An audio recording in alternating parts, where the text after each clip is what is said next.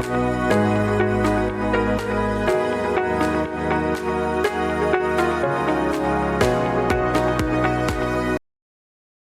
Morning friends. ఇప్పుడు మనం human respiratory సిస్టంలో ప్రీవియస్ క్వశ్చన్స్ ఏంటి అంటే గతంలో ఆర్ఆర్బి ఎన్టీపీసీలో కానీ, ఆర్ఆర్బి జేఈస్లో కానీ, ఆర్ఆర్బి గ్రూప్ డీలో కానీ ఇలా డిఫరెంట్ క్వశ్చన్స్లో డిఫరెంట్ ఎగ్జామ్స్లో ఏ విధమైన క్వశ్చన్స్ ఈ హ్యూమన్ రెస్పిరేటరీ సిస్టమ్ మీద ఇచ్చారు అనే దాని మీద ఒకసారి చర్చిద్దాం. అంటే లాస్ట్ టైం జరిగినటువంటి క్వశ్చన్స్కి అనుబంధంగా ఏవైనా క్వశ్చన్స్ ఏ విధంగా వచ్చే అవకాశం ఉందో కూడా ఒకసారి మాట్లాడదాం. ఆ విధంగా వస్తే భవిష్యత్ ఎగ్జామ్స్లో ఏ విధంగా క్వశ్చన్లు వస్తాయి అనేది కూడా మనం తెలుసుకోవచ్చు. ఇప్పుడు మొట్టమొదట ఒక్కొక్క క్వశ్చన్ని మనం మాట్లాడుకుందాం. ఈ క్వశ్చన్ 2022 అక్టోబర్ 27 తేదీన జరిగినటువంటి ఆర్ఆర్బి గ్రూప్ డి ఎగ్జామ్లో వచ్చినటువంటి క్వశ్చన్ అనమాట. ఈ క్వశ్చన్ ఏంటి అంటే, in which cell organelle the first step of cellular respiration into a 3 carbon molecule called pyruvate takes place అని అడిగాడు. అంటే సెల్యులర్ రెస్పిరేషన్లో అంటే కణ శ్వాసక్రియ అనేది జరుగుతూ ఉంటుంది మన సెల్స్ లోపల, కణాల లోపల జరిగే శ్వాసక్రియ కణ శ్వాసక్రియ. ఈ కణ శ్వాసక్రియ అనేది ఈ పైరువేట్ ఏర్పడిన తర్వాత ఎక్కడ జరుగుతుంది, ఏ సెల్ ఆర్గనెల్లే జరుగుతుంది అని అడిగాడు అనమాట. దాని గురించి ఒక్కసారి మీకు డీటెయిల్స్ చెప్తాను. సాధారణంగా మన రెస్పిరేషన్లో ఎక్స్టర్నల్ రెస్పిరేషన్, ఇంటర్నల్ రెస్పిరేషన్ గురించి మనం మాట్లాడుకున్నాం, ఆల్రెడీ మనం డిస్కస్ చేసుకున్నాం. ఎక్స్టర్నల్ రెస్పిరేషన్ అంటే ఆల్వియోలై లోపల జరిగేటటువంటి గ్యాసియస్ ఎక్స్చేంజ్ని ఎక్స్టర్నల్ రెస్పిరేషన్ అంటారు, అంటే బాహ్య శ్వాసక్రియ అంటారు. అలాగే కణం లోపల కణజాలాల దగ్గర నుంచి కణజాలాలకి రక్తానికి మధ్య జరిగేటటువంటి ఎక్స్టర్నల్ రెస్పిరేషన్ని అంటే ఆక్సిజన్ రెస్పిరేషన్, కార్బన్ డైఆక్సైడ్ ట్రాన్స్పోర్ట్ని కలిపి ఇంటర్నల్ రెస్పిరేషన్ అంటారు అని మనం మాట్లాడుకున్నాం. అవి రెండు కూడా ఎక్స్టర్నల్ రెస్పిరేషన్, ఇంటర్నల్ రెస్పిరేషన్ గురించి మాట్లాడుకున్నాం. అయితే ఇక్కడ ఇంటర్నల్ రెస్పిరేషన్లో సెల్ రెస్పిరేషన్ ఉంది. సెల్ రెస్పిరేషన్లో 3 పార్ట్స్ ఉంటాయని చెప్పుకున్నాం. ఒకటోది గ్లైకోలసిస్, రెండోది క్రెబ్స్ సైకిల్, మూడోది ఎలక్ట్రాన్ ట్రాన్స్పోర్ట్ అని 3 చెప్పుకున్నాం. గ్లైకోలసిస్ అంటే రెస్పిరేషన్లో ఎప్పుడు కూడా ఏంటి ఉపయోగపడుతుంది, గ్లూకోజ్ ఉపయోగపడుతుంది. The glucose will converted into pyruvic acid. దీన్నే పైరువేట్ అని కూడా పిలుస్తారు. పైరువేట్ అన్న పైరువిక్ యాసిడ్ అన్న ఒకటే. ఈ గ్లూకోజ్లో 6 కార్బన్ మాలిక్యూల్స్ ఉంటాయి. 6 కార్బన్ మాలిక్యూల్స్ ఉన్నటువంటి గ్లూకోజు 3 కార్బన్ మాలిక్యూల్స్ ఉన్నటువంటి 2 పైరువిక్ యాసిడ్స్గా మారడాన్ని గ్లైకోలసిస్ అని పిలుస్తారు. ఈ గ్లైకోలసిస్ ఎక్కడ జరుగుతుందంటే మన బాడీలో ఉన్న సెల్స్ ఉంటాయి కదండి, ఆ సెల్స్లోని సైటోప్లాజంలో జరుగుతుంది. మధ్యలో కేంద్రకం న్యూక్లియస్ ఉంటుంది, సైటోప్లాజం అనే భాగం ఉంటుంది, జీవ పదార్థము అంటారు. ఈ సైటోప్లాజం లేదా జీవ పదార్థంలో ఇది జరుగుతుంటుంది. ఇది సైటోప్లాజంలో జరిగింది. ఇప్పుడు మనకు పైరువేట్ లేదా పైరువిక్ యాసిడ్ ఏర్పడింది కదండి. ఈ పైరువిక్ యాసిడ్ లేదా పైరువేట్ అనేది నెక్స్ట్ సెల్ రెస్పిరేషన్ ఎక్కడ చేస్తుంది అని అడిగిన క్వశ్చన్ అది అనమాట. దీనిలో మైటోకాండ్రియా, లైసోజోమ్సా, సైటోప్లాజమా, న్యూక్లియసా అని అడిగాడు అనమాట. సైటోప్లాజంలో ఏం జరుగుతుంది, గ్లైకోలసిస్ జరుగుతుంది. అందుకని నెక్స్ట్ స్టెప్ జరగదు. నెక్స్ట్ స్టెప్ ఎక్కడ జరుగుతుంది అంటే మనం ఆల్రెడీ చెప్పుకున్నాం, మైటోకాండ్రియాల లోపల జరుగుతుంది అనమాట. మైటోకాండ్రియల్ లోపలికి ఈ పైరువేట్ వెళ్తుంది, వెళ్ళి అక్కడ నెక్స్ట్ సైకిల్ అయినటువంటి క్రెబ్స్ సైకిల్ అనేది నెక్స్ట్ జరుగుతూ ఉంటుంది అనమాట. క్రెబ్స్ సైకిల్, ఎలక్ట్రాన్ ట్రాన్స్పోర్ట్ రెండు కూడా మైటోకాండ్రియల్ లోపల జరుగుతూ ఉంటాయి. ఇక్కడ ఆన్సర్ ఏంటి, మైటోకాండ్రియా. ఓకే, ఇది దీనికి సంబంధించిన ఆన్సర్. మన లైసోజోమ్ అంటే ఏంటి, లైసోజోమ్ అంటే ఏదైనా ఒక కణం అనేది దానికి అదే విచ్ఛిన్నం చెందాలనుకోండి, నాశనం అయిపోవాలనుకోండి, దానికి ఉపయోగపడే భాగాలనే సెల్ ఆర్గనెల్ని లైసోజోమ్లు అని పిలుస్తారు. అందువల్ల దీన్ని ఏమంటారంటే ఈ లైసోజోమ్ని సూసైడల్ బ్యాగ్స్ అంటారు. సూసైడ్ అంటే దానికి అదే చచ్చిపోవడం అనమాట. ఆ విధంగా అది ఉన్నటువంటి సెల్ని అదే చంపిస్తుంది కాబట్టి దాన్ని సూసైడల్ బ్యాగ్స్ అంటారు. అది లైసోజోమ్స్ గురించి. సైటోప్లాజం అంటే ఏంటి, మనకు అందరికీ తెలిసిందే. కణం లోపల ఉండే ద్రవ పదార్థాన్ని సైటోప్లాజం అంటారు. న్యూక్లియస్ అంటే ఏంటి, కణంలో ఉన్నటువంటి మధ్యభాగంలో ఉండే క్రొమాటిన్ లేయర్ ఉన్నటువంటి భాగాన్ని, క్రొమాటిన్ మెటీరియల్ ఉన్నటువంటి భాగాన్ని న్యూక్లియస్ అంటారు. ఈ విధంగా ఇప్పుడున్నటువంటి దానిలో మైటోకాండ్రియా అనేది దీనికి సంబంధించిన ఆన్సర్ అనమాట. నెక్స్ట్ సెకండ్ క్వశ్చన్ చూడండి. Which are the following animals are the trachea found? కింది వాటిలో ఏ యానిమల్కి ట్రాకియా ఉంటుంది అని. ట్రాకియా అంటే వాయునాళం ఉంటుంది అడిగాడు. మనం ఆల్రెడీ రెస్పిరేషన్ సిస్టమ్లో చూసుకుంటాం. ట్రాకియా అనేది గొంతు భాగం నుంచి ట్రాకియా అనే భాగం ఉంటుంది. ట్రాకియా 2 భాగాలుగా, ట్రాకియా అంటే వాయునాళము అని అర్థం. వాయునాళం అనేది 2 భాగాలుగా అంటే బ్రాంకై అనే భాగాలుగా విడిపోతుంది. ఛాతీ భాగంలో బ్రాంకై అంటే శ్వాసనాళాలు. ఆ బ్రాంకై అనేది ఆ వైపు ఉన్నటువంటి ఊపిరితిత్తులోనికి చేరిపోతుంది. ఈ విధంగా ఊపిరితిత్తులోకి చేరుతుంది అని చెప్పుకున్నాం. ఇదంతా ఏంటండి, హ్యూమన్ రెస్పిరేటరీ సిస్టమ్ అనమాట. అందువల్ల హ్యూమన్స్లోని ఈ ట్రాకియా అనేది ఉంటుంది. మరి ఫిషెస్లో ఏముంటుంది? గిల్స్ ఉంటాయి. ఫిషెస్లో గిల్స్ మొప్పలు ఉంటాయి అన్నమాట.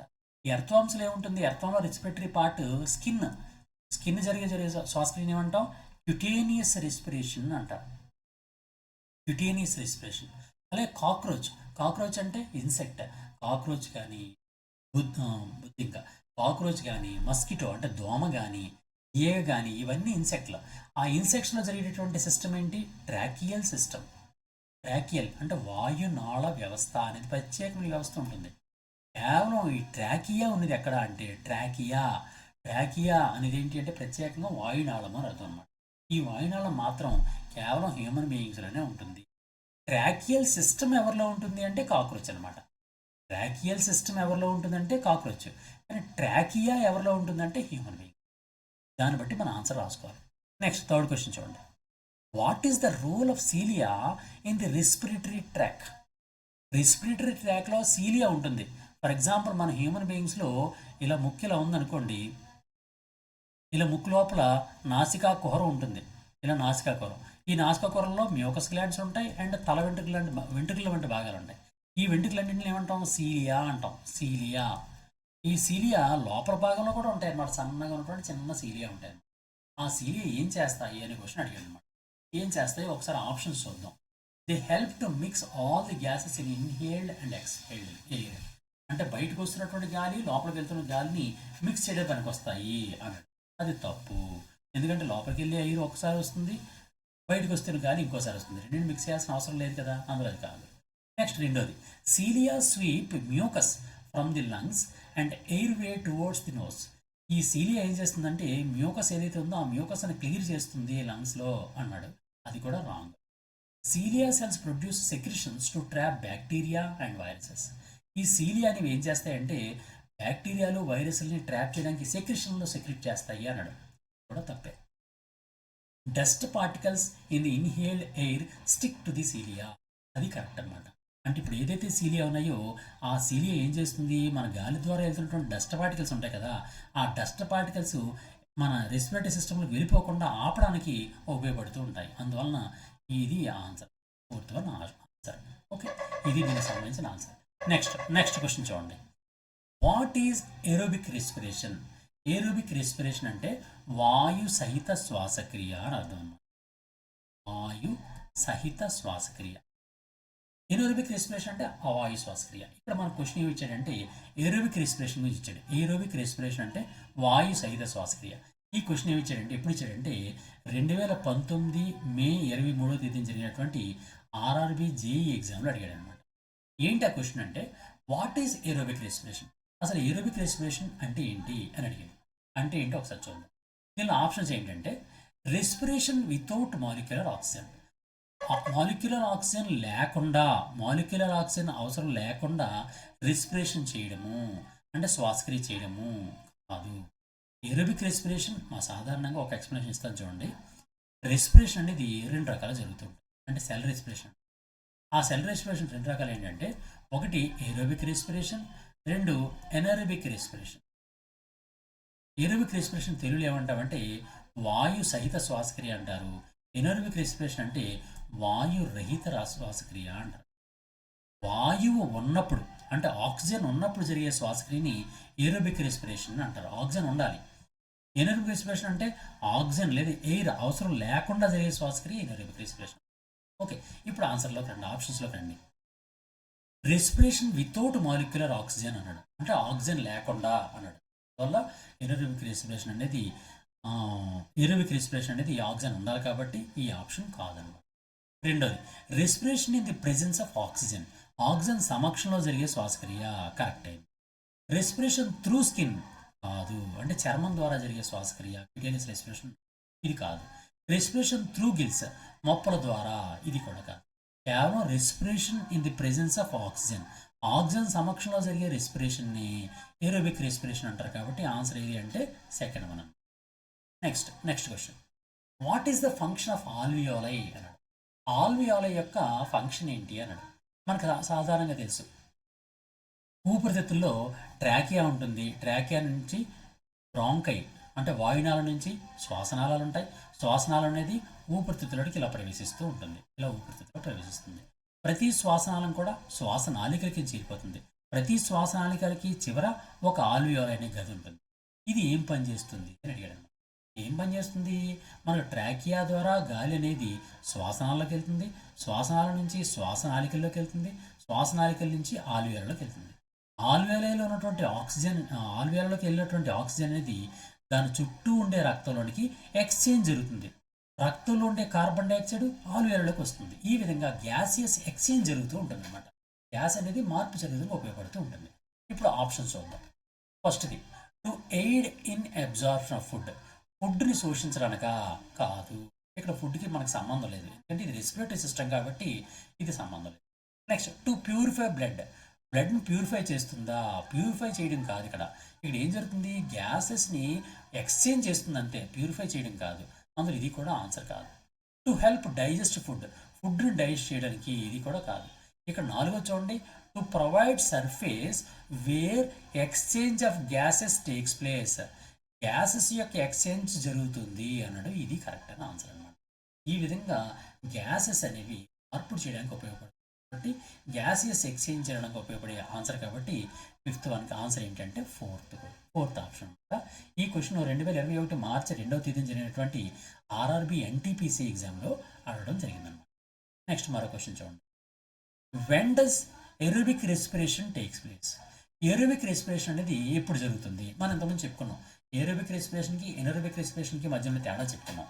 ఏరోబిక్ అంటే వాయు సహిత శ్వాసక్రియ, ఎనరోబిక్ అంటే వాయు రహిత శ్వాసక్రియ లేదా అవాయు శ్వాసక్రియ. ఏరోబిక్ రెస్పిరేషన్ లేదా వాయు సహిత శ్వాసక్రియ అంటే అర్థం ఏంటి? ఆక్సిజన్ ఉన్న సమయంలో లేదా గాలి ఉన్న సమయంలో జరిగే శ్వాసక్రియని ఏరోబిక్ రెస్పిరేషన్ లేదా వాయు సహిత శ్వాసక్రియ అంటారు. అది మనకు కావాల్సిన పాయింట్. ఇప్పుడు ఈ ఆప్షన్ చూడండి. 1వది, break down of food in the cells with the release of energy, ఫుడ్ని బ్రేక్ డౌన్ చేయడము. ఇది ఫుడ్తో సంబంధం లేదు, రెస్పిరేషన్ పార్ట్ కాబట్టి ఫుడ్తో సంబంధం లేదు కాబట్టి ఇది ఆప్షన్ కాదు.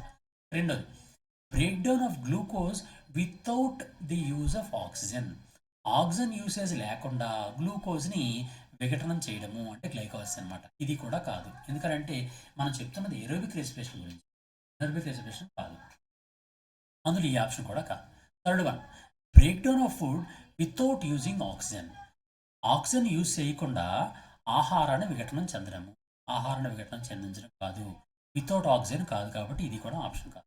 4th వన్ చూడండి, break down of glucose with the use of oxygen, oxygen ఉపయోగించి గ్లూకోజ్ని విఘటనం చెందించడము అని చెప్పాడు.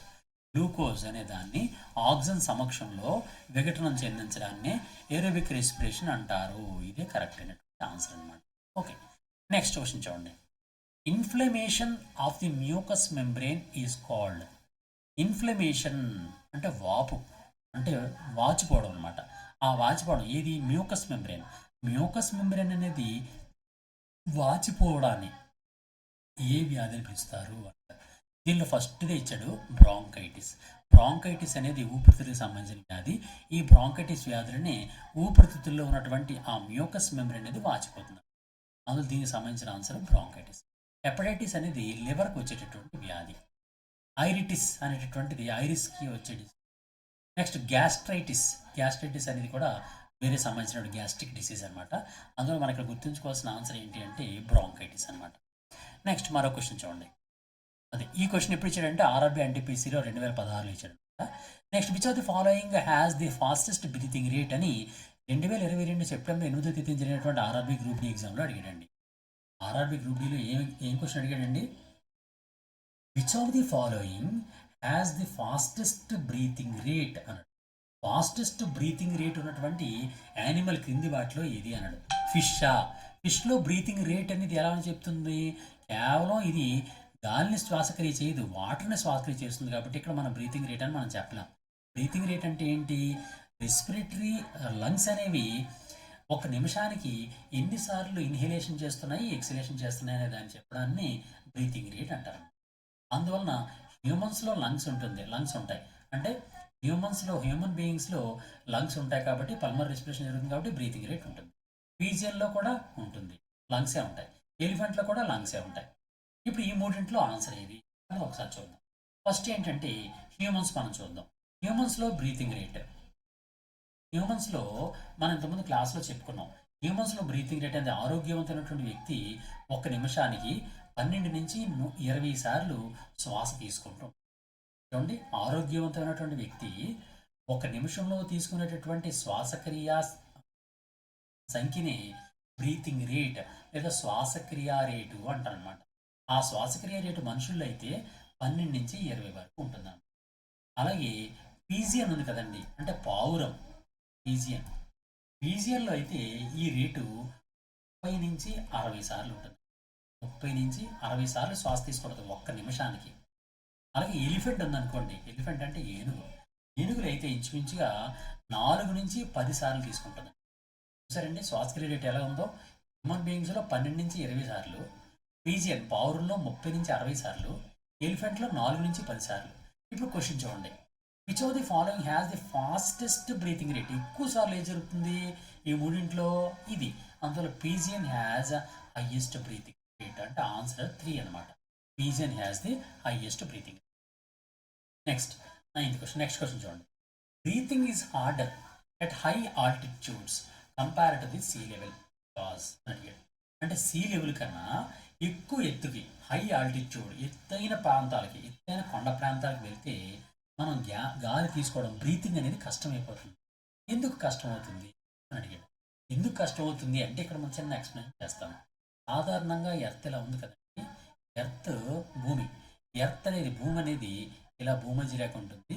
భూమి అనేది ఇలా తిరుగుతూ ఉంటుంది. ఈ తిరుగుతున్నప్పుడు రొటేషన్ ఉంటుంది కదా, రొటేషన్ అవుతున్నప్పుడు కేవలం ఎర్త్కి దగ్గరగా ఉన్నటువంటి భాగాలకు మాత్రం ఎక్కువ హై కాన్సన్ట్రేషన్లో ఎయిర్ ఉంటుందండి. High concentration. మనం పైకి వెళ్తున్న కొలది లో కాన్సన్ట్రేషన్ ఉంటుంది, అంటే గాలి యొక్క స్థాయి తగ్గిపోతుంటుంది అనమాట. గాలి యొక్క గాఢత తగ్గిపోతుంటుంది. ఇప్పుడు కింద ఉన్నటువంటి గాఢత ఎక్కువ ఉంది కాబట్టి, గాలి గాఢత ఎక్కువ ఉంది కాబట్టి ఆక్సిజన్ లెవెల్ ఎంత ఉంటుంది? ఎక్కువ ఉంటుంది. అదే హై ఆల్టిట్యూడ్కి వెళ్తే ఏమవుతుంది? గాలి శాతం తగ్గిపోతుంది కాబట్టి ఆక్సిజన్ శాతం కూడా తగ్గిపోతుంది. అందువల్ల మనకు కష్టంగా ఉంటుందండి. ఓకే, ఈ విధంగా మనం ఇప్పుడు ఆప్షన్స్ చూద్దాం. First option, the rate diffusion of gases is decreased at high altitude. అంటే ఈ డిఫ్యూజన్ ఉంది కదండి, గాలి యొక్క ఆక్సిజన్ యొక్క డిఫ్యూజన్, ఈ గ్యాసెస్ డిఫ్యూజన్ అనేది హై ఆల్టిట్యూడ్లో తక్కువగా ఉంటుంది అని ఫస్ట్ ఆప్షన్ ఇచ్చారు. The concentration of oxygen is very high at high altitude. High ఆల్టిట్యూడ్లో ఆక్సిజన్ ఎక్కువగా ఉంటుంది అని ఇచ్చాడు రెండో ఆప్షన్. మూడోది ఏంటి? Colder temperature constricts airways. Cold టెంపరేచర్కి వెళ్తే మన ఊపిరితిత్తుల్లో ఉన్నటువంటి ఆ ఎయిర్ వేగ్ అనేది కన్స్ట్రిక్ట్ అయిపోతుంది, ముడుచుకుపోతుంది అని మూడో ఆప్షన్ ఇచ్చాడు. నాలుగో ఆప్షన్ ఇచ్చాడు, the atmosphere is less dense at high altitude. ఈ అట్మాస్ఫియర్ యొక్క డెన్సిటీ అనేది తక్కువగా ఉంటుంది అత్యధిక ఆల్టిట్యూడ్లో అని అడిగాడు అనమాట. ఇప్పుడు వీటన్నిటిలో కూడా మనం చూసుకున్నట్లయితే ఆ అట్మాస్ఫియర్ యొక్క డెన్సిటీ, ఏదైతే ఎయిర్ డెన్సిటీ ఉందో ఆ డెన్సిటీ అనేది తక్కువగా ఉంటుంది కాబట్టి మనకి ఊపిరి తీసుకోవడం కష్టమవుతుంది. ఇది నాలుగోది ఇక్కడ ఆన్సర్గా అనమాట. నెక్స్ట్ మరో క్వశ్చన్ చూడండి. మరో క్వశ్చన్ ఏంటంటే, anaerobic respiration of glucose in the muscle produces అన్నాడు. ఎనర్బిక్ రెస్పిరేషన్ ఇందాక మనం చెప్పుకున్నాం, ఏరోబిక్ అన్నాం. ఏరోబిక్ అంటే వాయు సహిత శ్వాసక్రియ, ఎనర్బిక్ అంటే అవాయు శ్వాసక్రియ, వాయువు లేనటువంటి. ఎనర్బిక్ రెస్పిరేషన్ వల్ల మనం ఆ క్లాస్ కూడా చెప్పుకున్నాం, లాస్ట్ క్లాస్లో వీడియో చెప్పుకున్నాం, మీరు ఎవరైనా చూడండి. మనం ఎప్పుడైనా సరే అత్యంత ఇబ్బందికరమైన పరిస్థితుల్లో మనం ఏదైనా పరిగెడుతున్నప్పుడు ఎక్కువ శక్తి కావాలి. ఆ ఎక్కువ శక్తి అయినప్పుడు మన ఊపిరితిత్తులో దానికి సరిపడినంత ఆక్సిజన్ అందించలేనప్పుడు మనలో ఎనర్బిక్ రెస్పిరేషన్ జరుగుతుంది. ఆ ఎనర్బిక్ రెస్పిరేషన్ జరగడం వలన ఒక కొత్త యాసిడ్ ప్రొడక్షన్ జరుగుతుంది. కార్బన్ డైఆక్సైడ్ H2O అనేది సాధారణంగా ఏర్పడతాయి వాయు సహిత శ్వాసక్రియలో. కానీ ఆ కార్బన్ డైఆక్సైడ్ H2O కాకుండా ఒక యాసిడ్ ప్రొడక్షన్ జరుగుతుంది. ఆ యాసిడ్ ఏంటి అంటే లాక్టిక్ యాసిడ్ అనమాట. ఈ లాక్టిక్ యాసిడ్ ప్రొడక్షన్ జరగడం వల్లనే మన కాళ్ళలో ఉన్నటువంటి మజిల్స్ అనేవి పట్టేస్తాయి అనమాట. మన కాళ్ళు మజిల్స్ పట్టి ఇంకా అక్కడి నుంచి మనం కదలలేని పరిస్థితికి ఏర్పడతాం. దానికి కారణం ఏంటంటే మన మజిల్స్లో ఏర్పడేటువంటి లాక్టిక్ యాసిడ్ అనమాట. ఇక్కడ ఆన్సర్ ఏంటి అంటే ఎనర్బిక్ రెస్పిరేషన్ కారణంగా గ్లూకోజ్ నుంచి మజిల్స్లో ఏంటి ఏర్పడతాయి అంటే లాక్టిక్ యాసిడ్ ఏర్పడుతుంది అన్నది ఇక్కడ ఉన్నటువంటి మనకు ఆన్సర్ అనమాట. ఈ విధంగా రెస్పిరేషన్ అంటే హ్యూమన్ రెస్పిరేషన్ అనే దానిలో మనం డిఫరెంట్ క్వశ్చన్స్ మనం చదవడం జరిగింది. అంటే ఏ విధంగా క్వశ్చన్లు వచ్చే అవకాశం ఉంది, ఇప్పుడు దానికి అనుబంధంగా ఏ విధంగా క్వశ్చన్లు వస్తాయి అని మనం చదువుకుంటాం. ఇప్పుడు ఈ విధంగానే మనం ప్రతి కాన్సెప్ట్ని కూడా చదువుకునేస్తే మనం ఈ జనరల్ సైన్స్ విభాగంలో హయ్యెస్ట్ మార్క్స్ మనం సంపాదిస్తాం. ఎందుకంటే ఈ మధ్యకాలంలో ప్రతి ఎగ్జామ్లో కూడా హయ్యెస్ట్ మార్క్స్ అని కూడా జనరల్ సైన్స్కి ఇస్తున్నాడు. General science and current related టాపిక్స్కి ఇస్తున్నాడు కాబట్టి మనం ఈ జనరల్ సైన్స్ మీద ఎక్కువ కాన్సన్ట్రేట్ చేయాలి. దానివలన మనం ఎక్కువగా మనం స్కోర్ చేయగలుగుతూ ఉంటాం అనమాట. ఈ విధంగా మన ఏకలవ్యాన్ని చదువుతున్నటువంటి విద్యార్థులు ఎక్కువ స్కోర్ సంపాదించడానికి కారణం ఏంటంటే మనం 360 డిగ్రీ యాంగిల్లో మనం చదువుతాం కాబట్టి ఎటువంటి క్వశ్చన్ ఇచ్చినా సరే మనం ఈజీగా ఆన్సర్ చేయగలుగుతున్నాం. అలాగే మన మిత్రులు ఎక్కువ మంది ఏకలవ్య విద్యార్థులు ఎక్కువ మంది ఉద్యోగాలు సెటిల్ అవుతున్నారు. మీరు కూడా ఆ విధంగానే చదవండి. మీకు కూడా ఈ సంవత్సరంలో అత్యంత ఉన్నతమైనటువంటి ఉద్యోగం అనుకుంటున్నాను. మిత్రులారా మీ అందరూ కూడా నాకు చిన్న సహాయం చేయాలి. ఏంటంటే మన ఏకలవ్యకి సంబంధించిన మెటీరియల్స్ని మీ మిత్రులందరికీ కూడా షేర్ చేయండి. మీ మిత్రులకు కూడా మన ఏకలవ్య గురించి తెలియజేయండి. ఎవరైనా గాంధీవం యాప్ని డౌన్లోడ్ చేసుకోకపోతే గాంధీవం యాప్ని మన ప్లే స్టోర్ నుంచి డౌన్లోడ్ చేసుకోమనండి. Ekalavya current affairs YouTube channel subscribe చేసుకోకపోతే సబ్స్క్రైబ్ చేసుకోండి అండ్ సబ్స్క్రైబ్ చేసుకోమని మీ మిత్రులు కూడా చెప్పండి. మీరందరూ నాకు ఈ విధంగా సహకారం అందిస్తారని all the best. God bless you.